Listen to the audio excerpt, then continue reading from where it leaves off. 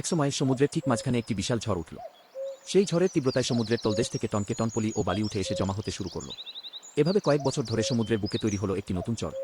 এই চরে প্রথমে কিছুই ছিল না। চারপাশে শুধু কাদা আর লবণাক্ত বালি। কেউ ভাবেনি যে এই খালি চরে কখনো গাছপালা জন্মাতে পারে। গ্রামের লোকেরা দূর থেকে দেখত, কিন্তু কেউ কখনো ওই চরের দিকে যেতে সাহস করত না। কিন্তু প্রকৃতি থেমে থাকে না। কয়েক বছর পর সেই চরের মাটিতে ছোট ছোট ঘাস জন্মাতে শুরু করল। স্থানীয় এক বয়স্ক মানুষ বললেন, এই ঘাসই একদিন পুরো চরের ভাগ্য বদলে দেবে। কি লোকজন সেই কথা শুনে হেসে উড়িয়ে দিন। দিন গেল, মাস গেল। সেই ঘাস ধীরে ধীরে চরের মাটিকে শক্তিশালী করতে লাগল। তার শেকড় মাটির গভীরে গিয়ে লবণাক্ততাকে সহনীয় করল এবং চরের উপরিভাগকে স্থিতিশীল করল। এরপর একদিন ঢেউয়ের সঙ্গে ভেসে এলো ছোট ছোট ঝোপজাতীয় গাছের বীজ। সেই বীজ মাটিতে পড়ল এবং কয়েক মাসের মধ্যেই ছোট ছোট ঝোপ গাছের চারা মাথা তুলতে শুরু করল। কিন্তু এখানে প্রতিযোগিতা শুরু হলো। সূর্যের আলো পাওয়ার জন্য ঝোপ গাছ এবং ঘাসের মধ্যে তীব্র লড়াই শুরু হয়ে গেল। ঘাসগুলো নিজের জীবন বিসর্জন দিয়ে চরের মাটিকে আরও পুষ্টিগুণ সমৃদ্ধ এবং শক্তিশালী করল। তার ফলে ঝোপ গাছগুলো আরও বড় হতে পারল। কিন্তু প্রকৃতির চক্র এখানেই শেষ হয়নি।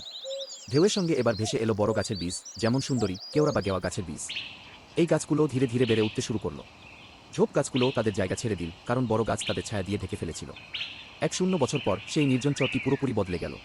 একসময় যেখানে কেবল কাদা আর পলি ছিল, সেখানে এখন দাঁড়িয়ে আছে একটি বিশাল বন।